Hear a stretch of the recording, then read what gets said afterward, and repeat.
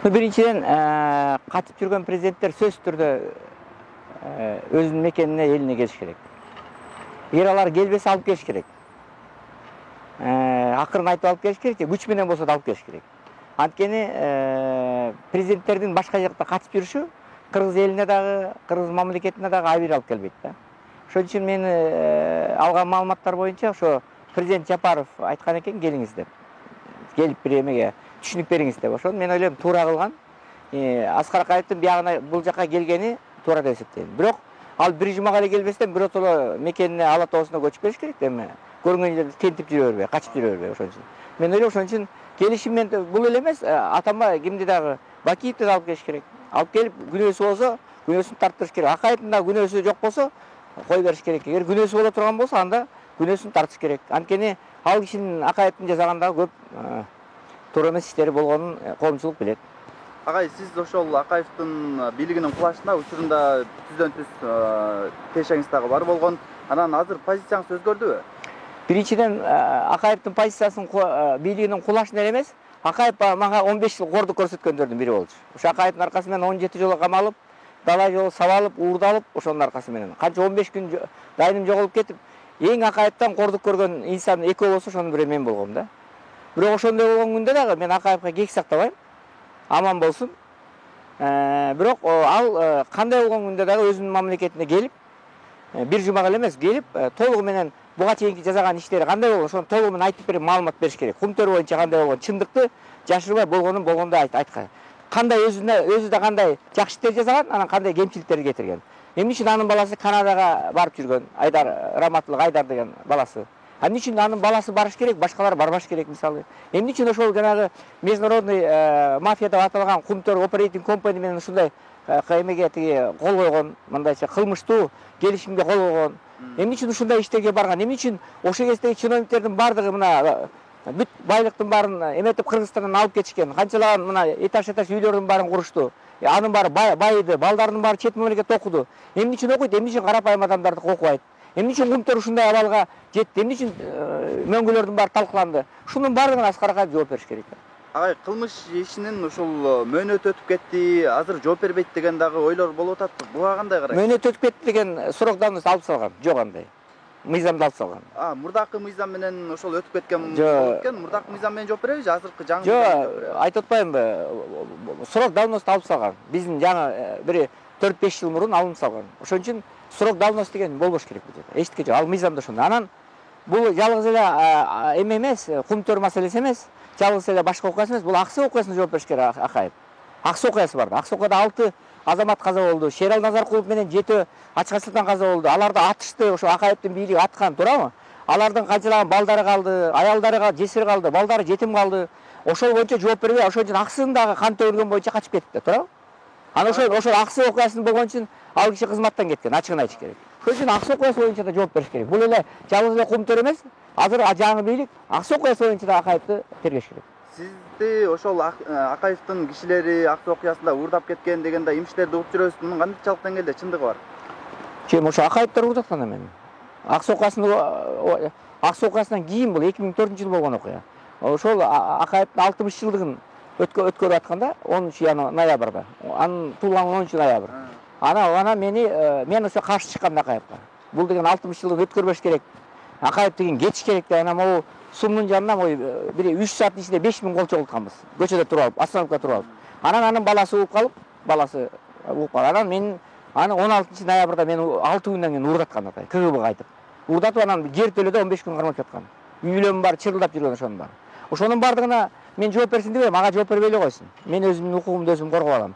Бирок Аксы окуясына кан төгүлгөн балдарга өлүп, ал балдардын баарына сөгүү сөпөт, устукан упат болду. Ал балдардын бардыгын ата энеси балдардын баары кан кусуп жатат. Ошон үчүн да Акаев жооп бериш керек. Мен Акаев просто мен ага толук түзмө-түз күнөөлүү деп айта албайм. Кыйыр түрдө Акаевдин бийлигинин туура эместигинен ошондой келип чыкты трагедия, туурабы?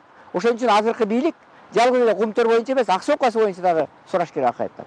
Демек, азыркы бийлик эгерде Акаевди бир жумадан кийин ээн эркин кое бере турган болсо, жана Акаев Кыргызстанга ээн эркин бош эле кирип чыгып жүрө бере турган болсо, кайсы бир деңгээлде ушул жарандардын дагы укугун тебелеген болобу? Жок, эми азыркы бийлик мисалы бир жумадан кийин Акаевди кетем дейт. Ал кече айтпады, мен бир жумадан кийин кетем. Көчүп келесиң десе айтып атпайм. Мен тиякта профессормун, МГУда сабак берем. Мен сразу келе албайм. Бирок анан кийинчерээк, анан караганда келем дегендей кылып атпайбы. Андай болбойт. Бул жерде азыркы бийлик колунан кагаз алыш керек. Раз ушунча келгенден кийин кумтөр боюнча жооп бериш керек. Андан тышкары мына канчалаган иштер болду, мындан башка дагычы. Көптөгөн иштер болду. Ошол эле Швейцарияда банктагы алтындар боюнча жооп бериш керек. Дагы башкалар боюнча жооп. Анан эң несі аксы окуясы боюнча. Эң несі аксы окуясы. 6 адам каза болду. 7 адам. Шералы Нуркулов деген биздин улуу адамдарыбыздан айрылган. Ошон үчүн ошонун баардыгын качан келип жооп берет? Же ошонун баарын түшүнүн алып калыш керек болгону. Же болбосо качан келип, 10 күндөн кийинби, 5 күндөн кийинби келип, эмне деп коет баягы, мындайча айтканда эч кандай чыккыс кылып, Кыргызстандан чыккыс кылып, же чыкса дагы баланча бир айдан кийин келем, 10 күндөн кийин келем дедиртип колунан кагаз алыш керек да. Подписка не выезде деп коет го. Азыркы бийликтин ошол Акаевди эгерде кылмышын мойнуна ала турган болсо, чыгарбай кармап калууга эрки жетеби? Мен ойлойм, жетет деп ойлойм. Рас азыркы бийлик мына мурдагы бийликтер алып келген жок да, азыркы бийлик алып келди. Азыркы бийлик Акаевди алып келип атат, эмертең Бакиевди алып келиши мүмкүн. Туурабы? Мына иш башталды да. Бул азыркы бийликтин жаман жагын эле көрө бербей, жакшы жагын да айтышыбыз керек. Акаев келгенде эле Акаев менен Садыр Жапыр биригип кетет дегенди билдирбейт да, туурабы? Акаев бияка күнөөлүү катары келди. Анан Акаевдин эң чоң күнөөсү, Акаев буга чейин чыныгы мындай патриот, коркпогон, эл үчүн күйгөн, чыныгы эл үчүн күйгөн. Эл үчүн эмес, бир туугандары үчүн күйгөн инсан болсо буга чейин келиш керек болчу. Мына 2010-жылы, 2008-жылы Аскар Айтматов өлдү. Анда келбей, мына похоронду күттүк баарыбыз. Туңгуч президент келбесин, келбей, коркуп келбей койду. Анан Асанкул Акаев өлдү. Өзүнүн 12 жашында төрөлгөн экен, 12 жаш кичүү экен. Ошо көтөрүп чоңойткон экен. Асанкул агасы өлдү, келген жок. Чилтен агасы, Болот агасы өлдү, келген жок. Кайненеси өлдү, кимиси өлдү, ага да келген жок. Анан эң жакын бир туугандар өлсө келбей, каражандан качырып жүрүп, анан азыр эми келгени күнөөлүү катары келип атат. Уят да, бирок келгени жакшы. Бирок биз туңгуч президент, ал Аскар Акаевдин дагы мен бир жакты жамандайын деген жок, көп жакшы иштери болгон. Азыркы көп кеткен президенттердин көп эле ачыгын айткыла. Аскар Акаевди иштей алдыбы деп да күмөн бар да. Аскар Акаевдин көп жакшы жактары бар, бирок тилекке каршы кандуу окуяда болуп калган, аксы окуясы бар, кандуу окуя. Андан тышкары 24-март болду, туурабы? 24-мартта канчалар адамдар жаракат алды, канчалар адамдар камалдык. Мына мен тишимден бар талкаланып, эгим бар талкаланып, мен жаттым 15 күн больницада, туурабы? 24-март окуясы менен да териштириш керек. Ал кайдан келип чыкты? Акаевдин кандай күнөөсү бар ага? Эмне үчүн качып кетти? Эмне үчүн качып кетти? Эмне үчүн бизди ушундай уятка калтырды? Ошон үчүн Акаевдин келгени чоң мындай мындай айтканда элитаны консолидация кыла албайт.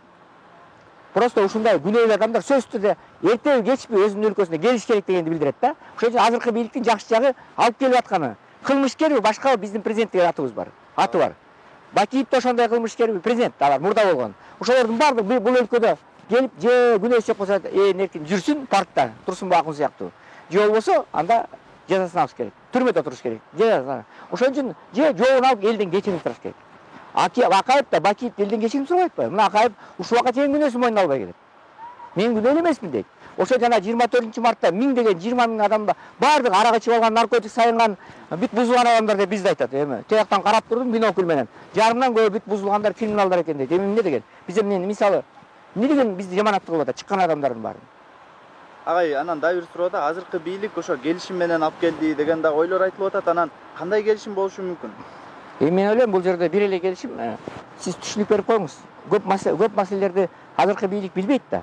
Канчалык туура түшүнүк берсе, туура маалымат берсе, ошо тергөө ошо түз жүрөт да. Түз маалымат менен тиешелүү чечимдер кабыл алынат. Анткени Акаевда өтө чоң маалыматтар бар. Ал биринчи источник да. Ошон үчүн Акаевдин келгени мен туура көрөм. Келип, жанагы Садыр Жапаровго ыраазычылыгын билдирип атат, жолукканын айтып атат, келип жардам берем деп атат. Бул жакшы нерсе. Бирок жардам берем деген менен Акаев жардам берип калса эле күнөөсү болсо дагы Акаев да жардам берип атат деп чыгарып ийбеш керек. Жооп бериш керек. Жооп бериш керек. Мыйзамалында баары бирдей. Акаев болобу, Бакиев болобу, жөнөкөй карапайым адам болобу, баары бирдей. Алар убагында адамдарды өлтүргөнгө жол берген да. Атканга жол берген да, акча окуп. Туура, мына биздей адамдар жүрдүк келпектеп. Канча адамдар уурдалдык, саялдык, жоголуп кеттик. Биздин үй бүлөнүн баары чыркырады ошол кезде, туурабы? Анан эмне үчүн булар жооп бербеш? Бирок мен бир жактуу каралагым келбейт. Акаевдин келгени өзү жакшы нерсе да, келгени. Коомдук ишмерлер бул Акаевди алып келгени, Бакиевди алып келгенге даярдык, коомду даярдап жатат, таң сезимин деп да. Эч кандай тиешеси жок. Эч кандай бири-бирин байланыштырбаш. Акаевдики өзүнчө. Акаевдики мындайча айтканда баягы күнөөсү бар. Бирок явный Акаевдин мындай кармалып турган күнөөлөр жок да. Туурабы? Аксы окуясын деле күнөөлөсөк болот, бирок именно Акаев атты деп айта албайбыз да, туурабы? А Бакиевдин күнөөсүндө башкача да. Аныкы совсем башкача. Тем более ал Бакиевге соттун чечими бар. Өмүр бою кесилген деген, 25 жыл кесилген, бир туугандары 20 жыл өмүр бою кесилген деген соттун чечимдери бар да. Бунда бирге соттун иш козголгон эмес. Айырмасы бар да. Экөөнү аралаштырбаш керек, бири-бирине аралаштырбаш керек. УКМК жакында эле экс президент Аскар Акаевка издөө ишин жарыялады эле да. Бул жагы кандай болуп калат? Издөө ишин жарыялап анан келсе кайра кое берип ийген. Эми издөө ишин жарыялашы бул мындай уголовный иш да. Мындай кылмыш иши туура боюнча. А бирок бул полицейский анан сүйлөшүлдү келди. Агерде издөө иши боюнча келбей коет болчу балким. Россия балким аны бербей коет болчу. Өзү келди, ошону ишендирди, президент айтты, ишенди. Мен ойлойм аябай жакшы адам. Мен деле жүрөгүмөн дайыма айтып жүрчүмүн. Акаев да Бакиевди Кыргызстанга алып келиш керек деп айтып жүрчүмүн да. Ошол тилек орундалды. Эми бирок буларды жөн эле кой бербеш керек. Жөн эле. Эгер күнөөсү болсо, күнөөсүн тартсын. Анан коомчулукта көбүнчөсү Кумтөрдө ошол Сентере Голд менен болгон соттошууга даярдык, ошол маалымат топтолуп жатат деген дагы ойлор айтылып атат. Кумтөрдү эле карап кое бериши мүмкүнбү азыркы бийлик? Керектүү Мен ойлойм маалымат бийлик калыс карайт депчи. Кумтөрдү эле калабаш керек. Мен айткан жанагы Акаев 15 жыл башкарды, 14,5 жыл башкарды. 14,5 жылда болгон иштин бардыгын сураш керек. Эгерде мындай кылмыштуу жактарын, чоң окуяларды сураш керек. 2010 болгон окуя. Бакиевдин убагында болду, бирок Акаевдин улантысы да. Ошону сураш керек. 2005 сураш керек. 2000-жылдагы жанагы президент шайлоо туура эмес болгон, мыйзам шайланган. 2000-жылдан кийин булар узартпаш керек болчу, мыйзамды бузган. Ошону толтурат. 2005-тиги бар. Бирок деген Акаевди куугунтук кылбаш керек да. Куугунтук кылып, келип эле баса калып соттой ийбеш керек. Мен ойлойм да. Териштириш керек. Реалдуу түрдө териштириш керек. Публичный сот кылыш керек. Андай болсо, эгерде сотко иши өтө турган болсо, эгер ошондой күнөөсү болсо, күнөөсү жок болсо, кечирип койгула, маалымат берди деп туруп кое бериш керек. Бирок Кыргызстанга кел деп айтыш керек. Кыргызстандан качып жүрбөсүн. Көрүнгөн жерде эпти акчанын артынан жүрүп бизди жаманаттык кылбасын. Күнөөсү жок болсо да Кыргызстанга келтириш керек азыркы бийликчи. Качып жүрсө бизди жамандап жүрөт көрүнгөн жерде, туура? Качпасын. Мына Бакиев да, Акаев да, Бакиевдер качып жүргөн президенттер өзүнө эле уят кылып атат, анан Кыргызстанды уят кылып атат.